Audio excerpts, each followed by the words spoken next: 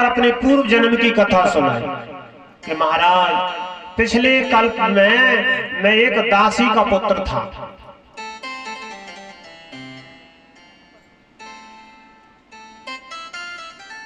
आप लोग कहते रहते ना कल्प कल्पांतरों की कथाओं में अंतर है ना? तो भगवान का अवतार भी होता ना, कल्प कल्प प्रति प्रभु अवतार, चारु चरित नाना विधि करे। कल्प जो होता है कोई छोटा मोटा समय नहीं है, कहने में तो कह दिया कल्प, लेकिन एक कल्प जो होता है वो ब्रह्मा जी का एक दिन होता है। मनुष्यों की जो जीवन की वर्षें हैं, यहाँ पर जो संसार में अपन वर्ष की गणना करते हैं ना, तो कम से कम 360 दिन में एक वर्ष होता है। एक वर्ष कब होता है? 360 दिन में। और अंग्रेजी दिनों को लगाएं तो और ज्यादा होते हैं, अपन तो अपने हिंदी दिनों को लगाते ना, अपना तो 30 दिन का एक महीना होता है। एक महीने में पितरों का एक दिन रात हो जाता है पितृलोक में, शुक्ल पक्ष और कृष्ण पक्ष। और एक वर्ष में देवताओं का एक दिन होता है, अपनी एक वर्ष हो जाती है, देवताओं का एक दिन रात हो जाता है। जब सूर्य उत्तरायण होते हैं तब उनका दिन होता है। अब इस समय देवताओं के यहाँ दिन चल रहा है। और जब देवसैनी एकादशी होती है ना, देवसैनी एकादशी से सूर्य दक्षिणायण हो जाते हैं। जब कर्क के सूर्य प्रारंभ होते हैं तो दक्षिणायन सूर्य में देवताओं की रात प्रारंभ हो जाती है। और जब देव उठनी एकादशी होती है ना, अपन देव उठाते हैं, उस समय देवताओं के यहाँ ब्रह्म मुहूर्त हो जाता है। और जब सूर्य मकर में जाते हैं, फिर सूर्य उत्तरायण हो जाते हैं, तो देवताओं के यहाँ दिन प्रारंभ हो जाता है। तो देवताओं की एक दिन रात कब होता है? जब अपना एक वर्ष होता है। और ऐसे ही जब अपने 4 अरब 32 करोड़ वर्ष हो जाते हैं, कितने? 4 अरब 32 करोड़ वर्ष निकल जाते हैं मनुष्यों के, तब ब्रह्मा जी का एक दिन होता है। और उस एक दिन को ही एक कल्प कहते हैं। और इतने समय में 14 इंद्र बदल जाते हैं। कितने? 14 है। ब्रह्मा जी के एक दिन में 14 इंद्र बदलते हैं। जिनके एक दिन में 14 इंद्र बदलते हो, वो ब्रह्मा इंद्र की क्या कीमत करेंगे? ये सब बात इसलिए बताई जा रही है कि नारद जी कहते हैं पूर्व कल्प की, इससे पहले जो कल्प था उस कल्प में मैं दासी का पुत्र था। नारद जी कह रहे हैं एक कल्प पहले की बात बता रहे हैं। दासी जो किनकी थी? मेरी माता ब्राह्मणों की, साधु संतों की सेवा करती थी और उनकी प्रसादी मैं पाता था जूठन। जिनके यहाँ हम सेवा करते थे, मेरी माँ सेवा करती थी, दासी थी, उन संतों के यहाँ और दूसरे संत पधारे। संतों की मंडली चलती है ना, संतों की मंडली आई और वो चतुर्मास व्रत करने लगे 4 महीने का। जो ब्रह्मा जी का, जो देवताओं का रात्रि होती ना, उस समय चतुर्मास व्रत किया जाता है।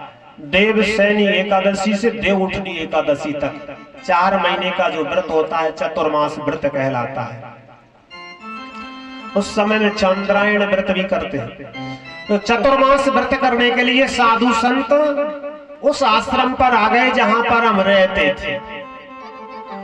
अब वहां के जो आश्रमधारी संत थे उनकी सेवा तो हम करते ही थे, जो मेहमान संत आए उनकी सेवा भी करने लगे। धीरे धीरे समय व्यतीत हो गया, उन संतों के साथ रहते, उनकी सेवा करते, कथाओं को सुनते। मेरा मन ऐसा लग गया इन संतों के साथ ही चला जाऊं। मेरी मैया ये समझ गई, उन्होंने संतों से कहा देखो मेरा एक ही बालक है, इसको अपने साथ न ले जाना। तो उन संतों ने मुझे एकांत में समझाया, देखो पुत्र तुम्हारी माँ है, माँ की सेवा करो। इसलिए जब तक तुम कहीं जा नहीं सकते, तुम संत वेश में मत रहो, हमारे साथ भी नहीं चल सकते, हम तुम्हें नहीं ले जाएंगे। मैं बालक रूप में था, मैंने बहुत हठ किया, तो संतों ने समझाया, देखो पुत्र, हम तुम्हें भगवान का मंत्र देते हैं, दीक्षा प्रदान की, और भगवान का नाम उन्होंने हमारे कान में फूंक दिया। 12 अक्षर मंत्र मुझे प्रदान किया, कहा इसका भजन करो, तुम्हारे लिए भगवत प्राप्ति हो जाएगी, लेकिन सबसे पहले अभी माँ की सेवा करो। नारद जी कहते हैं, अब आप विचार कीजिए, माता पिता की सेवा से बड़ा कोई पूजन और भजन और धर्म नहीं है। इसलिए हमारे माँ और पिता की सेवा में कोई कसर नहीं करनी चाहिए। नारद जी ने कहा, बोले मैं नहीं गया, मैंने विचार किया संतों के आदेश का पालन करूंगा। कुछ दिनों के उपरांत माताजी जो है एक समय फूल बगिया में फूल तोड़ने के लिए गई, तो वहां पर सर्पदंश से उनकी मृत्यु हो गई। जब माँ मुझे छोड़कर चली गई तो मेरे नेत्रों में आंसू आ गए। एक बात तो मेरे लिए बड़ी खुशी की हुई कि देखो अब कोई भगवान का भजन करने से रोकने वाला नहीं है, और दूसरी बात की यह दुखी हुई कि देखो और तो कोई सहारा था नहीं, माँ अकेली सहारा थी, वह भी छोड़कर चली गई। फिर मैंने भगवान के नाम का उच्चारण किया, जो गुरुजी ने मुझे मंत्र दिया था उस मंत्र का जाप किया। तो मंत्र का जाप करते करते भगवत प्राप्ति हुई, और भगवान स्वयं प्रकट होकर के मुझसे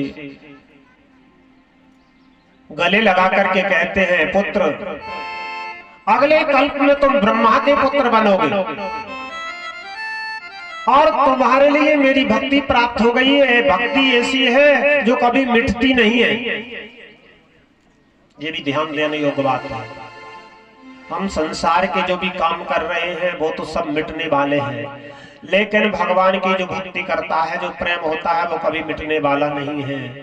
किसी तरह भी यदि हमारे द्वारा मन वाणी से या कर्म से किसी भी तरह भगवान से प्रेम हो जाए, एक क्षण के लिए भी हो जाए, ऐसा निरंतर होता रहे, वो तो बहुत अच्छी बात है, लेकिन एक क्षण को भी यदि प्रेम हो गया, हम स्वयं कथा बाँच करके आनंदित हो रहे हो या किसी दूसरे के द्वारा सुन करके आनंदित हो रहे हैं, उसका जो फल मिलेगा वो कभी मिटने वाला नहीं है। ये ध्यान देने योग्य बात है।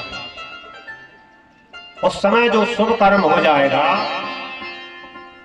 देखो भक्ति के लक्षण क्या है, भगवान की भक्ति हमारे लिए प्राप्त होने वाली है या हो गई है, उसके लक्षण क्या है कि भगवान के भक्त अच्छे लगने लगे, भगवान की पूजा सेवा में हमारा मन लगने लगे, और भगवान के गुणानुवादों को गाते गाते या सुनते हमारे शरीर में रोमांच हो जाएं, और अधिक भक्ति हो जाती है तो फिर गाने के लायक भी नहीं बचते। क्यों? जैसे ही भगवान के चरण